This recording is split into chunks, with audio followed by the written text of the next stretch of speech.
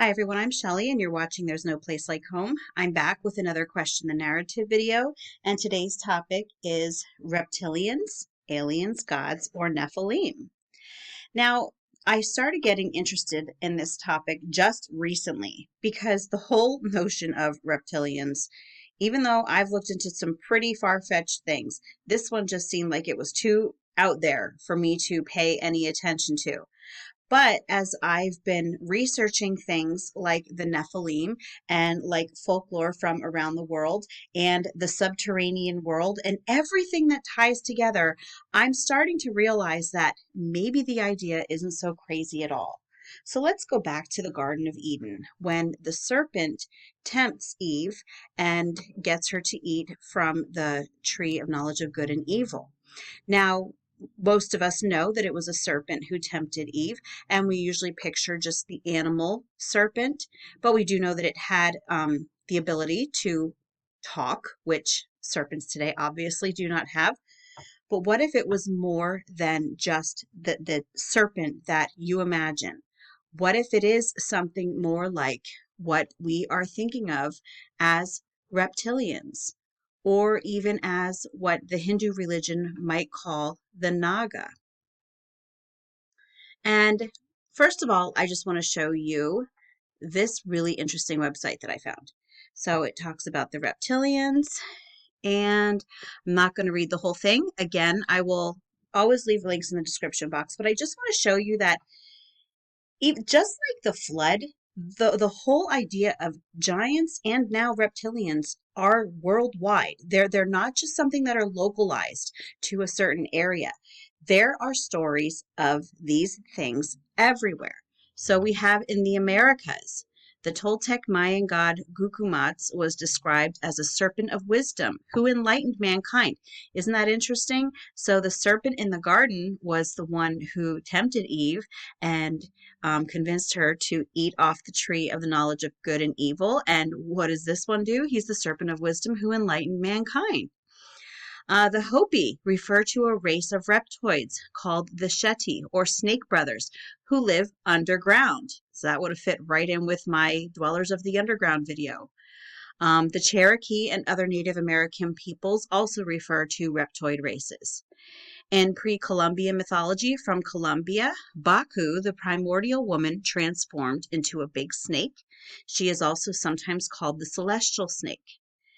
And it says here, many users of the drug dimethyltryptamine, the active ingredient in many South American shamanic potions such as ayahuasca, have seen reptilian humanoids or reptilian disincarnate entities and aliens while hallucinating. Interesting. So next we are going to go to Europe. Cecrops I, the legendary first king of Athens, okay, then that would be Cecrops I, the legendary first king of Athens, was said to have been half man, half snake. The ancient Titans and Gigantes were sometimes depicted as winged man-like beings with serpents instead of legs, for example, on a fresco on a temple in Pergamum. In these images from Pergamum, some of which depict the Gigantomachy, one sees the giant Clytios with huge serpents in place of legs.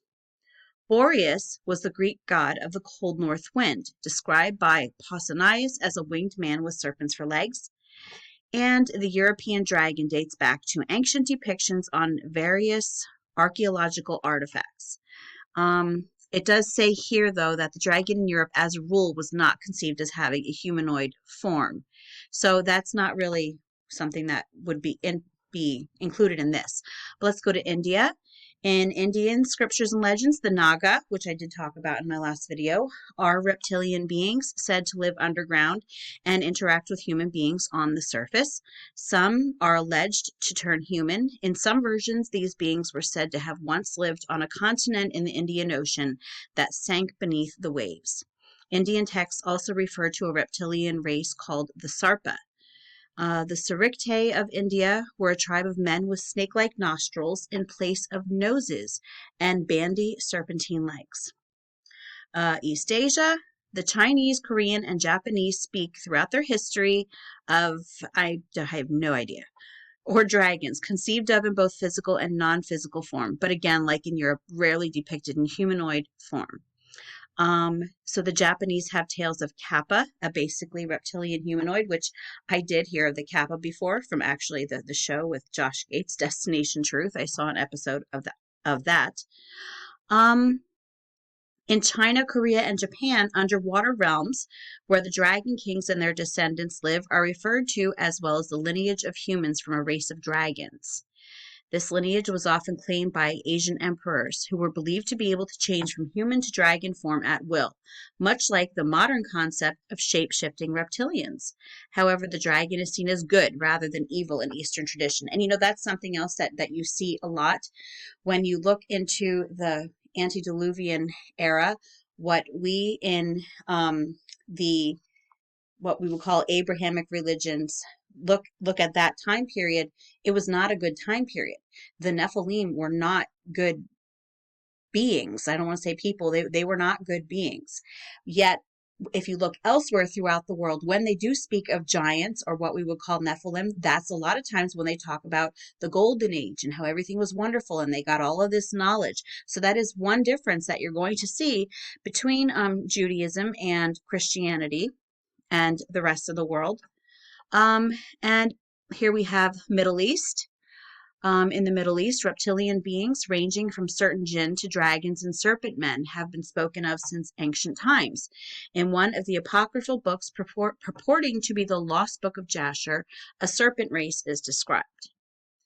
In the book of Genesis, God punishes the serpent for deceiving Eve into eating the fruit of the tree of knowledge of good and evil, by decreeing, "Upon thy belly thou shalt go, and dust shalt thou eat all the days of your life." Traditionally, many have felt this implied that the serpent had legs before then. Thus, it is therefore often portrayed in Western art as a humanoid woman with a snake's tail and sometimes lizard-like feet, as in a detail from Bosch's Last Judgment. In the Middle Ages down to modern times, the devil was often conceived as a humanoid with reptilian characteristics, as were demons in general. But the New Testament reference of Revelation 12:9, which identifies the serpent of Genesis as Satan himself, gives insight from another angle. The serpent in the Garden of Eden was Satan himself, a beautiful supernatural being. Hence, the reference to crawling and eating dust is purely symbolic of his ultimate defeat and humiliation. And then we have Africa. In Africa, some shamans claim to bear extensive esoteric knowledge of a race of reptilians called the Chitauri, whom they say control the earth, which that sounds a lot like the reptilians. The people who really push forth this theory of the reptilians, they do believe that they are the ones in charge. They also claim to have accounts of a reptilian race who created them and used them to work their gold mines.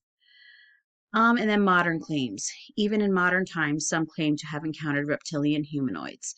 In many of these cases, a UFO is part of the encounter. Alien abduction narratives sometimes allege contact with reptilian creatures. And as we get up into a point in time where we are looking at things through a scientific worldview, it seems to have morphed from being fallen angels or Nephilim or gods, and now we're into the time period when we're saying, oh, it must be aliens. And even if we look here about the reptilians, it is associated with the Anunnaki, and the Anunnaki are very often, some people consider them to be gods, some people consider them to be aliens. I believe that they were either fallen angels or Nephilim. And here is one statue of what we would definitely call a reptilian, and it reminds me of some Canaanite art that I found. That this is supposed to be a statue of the god Baal, and I thought that this had some very reptilian features. So I'll leave a link in the description box to this article as well, but I just read the whole other one about the reptilians, so I'm not going to get too much into that here. Now the thing is that when we who are believers or people who just know what the Bible says, think of the giants in Genesis 6 or in the book of Enoch, we usually picture giants that look like this. And that just might not be the case. I have been reading the Genesis 6 conspiracy. I started it a while ago and never actually finished it, so I restarted it now with new eyes, and it's interesting to say the least. So let me just read to you some passages from this. So we're going to hear from the Jewish historian Josephus. Josephus indicated that the countenances of the giants were entirely unique from normal human anatomy. Nephilim descendants were terrible and surprising to the sight, just as they were fearsome to the hearing. The translation is simply that Nephilim were a very frightening attack on the senses due to their monstrous size and the thunderous strength of their voices. In addition, Nephilim were terrible to look upon, just as their serpentine fathers had been, for they both possessed the face of a viper, a snake. So that is coming from the Jewish historian Josephus. In Numbers 13:32, it says, "We saw Nephilim there. The descendants of Anak come from Nephilim."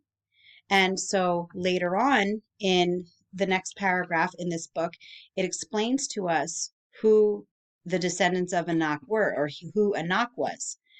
It says, from further examining post-Diluvian Nephilim nations, we can reconstruct an accurate picture of the Nephilim appearance.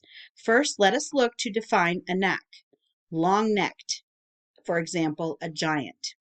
That the sun touched their necks because they were so long, like those of snakes. So again, we've got this whole idea of the serpentine humanoid going into what we would call the Nephilim. Not quite the same as what we are usually seeing being depicted as giants. Gary Wayne also writes, just one paragraph later, that Nephilim were believed to have a frightening snake-like appearance, just as Josephus and others have stated. Again, not exactly what we're usually shown. They were terrible to behold, just as Emim translates as inspiring fear, and Rephaim translates as causing one's heart to grow weak at a glance. To be specific, Josephus described the Anak as a famous race of giants that were of such tremendous size, and that their countenance was so completely different compared to humans, that the Anak were extraordinarily surprising, frightening, and terrible to both the senses of sight and hearing. The book also says that Nephilim mirrored their fathers, fallen angels, for watchers possessed the face of a viper. Serpents identified as seraphim, employed as liaisons between heaven and earth. Satan took the form of a seraph when he deceived Eve in the Garden of Eden. Serpent-like angels were recorded in the Gnostic Gospel Origin of the World, possessing faces that were long and narrow, prominent cheekbones, elongated jawbones, thin lips, and slanted eyes, similar to aliens, while their offspring looked just like them. In fact, Nephilim and Watchers were both referred to by the antediluvians as serpents.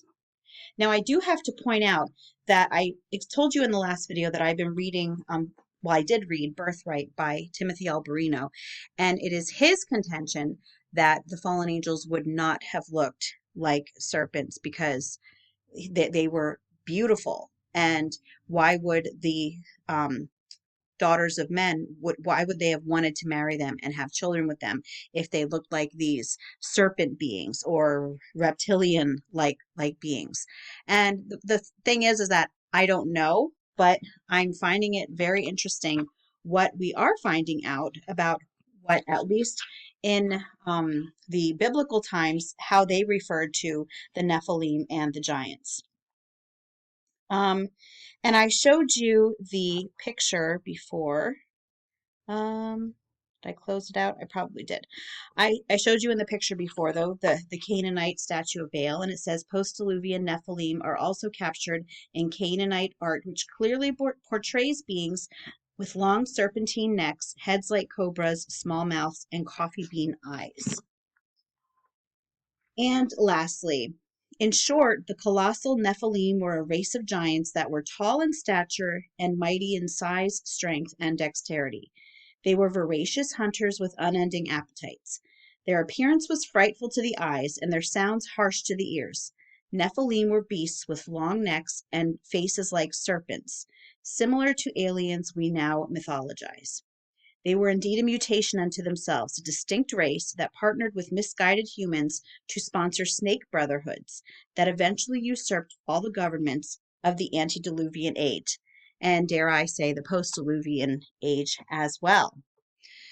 So, to answer the question of what are the reptilians? Are they aliens, gods, or Nephilim? Well, in my opinion, what we would call aliens would just be what we might call seraphim or cherubim or angelos or angels. Sometimes they're called Rephaim. And as I will go over in a future video, those are more job titles rather than describing what a race of creatures looks like. So it could be any sort of race of beings that are occupying those job positions. But the fact remains that we know that the Lord created an elder race before us. So an alien would just be an extraterrestrial. And that just means a being that was created not for this earth, not to be indigenous to this earth. But that doesn't mean that they don't exist. Now, if you're going to go into the whole heliocentric theory and all of that, that's for a future video, because I don't, in my opinion, believe that that's the whole story behind that. But that doesn't mean that there aren't other beings that the Lord created that were not, indigenous to the earth itself. So, are they gods? Are the reptilians gods? Well, if you look at the notion that the fallen angels had a serpent-like appearance, well, yes, some people would call them gods when they are fallen angels, but even the Bible refers to them when it is referring to the divine council. God is saying to them that I say, ye are gods. So that's lowercase g. These are not, the Lord of all creation. They are created beings by the Lord. But yes, some people refer to them as gods when in fact they are the fallen angels or fallen watchers, whatever you would want to call them. Or could the reptilians be the Nephilim, which would be the offspring of the watchers and the human women? And it seems that if we look into the stories, and one thing that I have to point out is that I've talked about Josephus, and he talked about the countenances of the Nephilim and how they were terrifying to behold. And Josephus, I believe that he wrote all of this around 70 AD. And while Josephus was still alive, there were still giant bones on display for people to see. And I believe, if I'm not mistaken, there might have even been some giants in captivity. So in that period of time, they definitely would have had a better idea of what they looked like versus people like us who are just going based off of what we're reading or what we're being told through oral tradition. But anyway, I thought the whole thing was just, fun to think about as usual. That's all that I have for you today. If you like this video, give it a thumbs up. If you haven't subscribed yet and would like to hear more of what I have to say, I would love if you would do that. If you have any questions or comments, you can leave one either here or over on Instagram. And if you like my work and would like to check out my Patreon page, I will leave a link in the description box for that as well. And I hope you have a great day.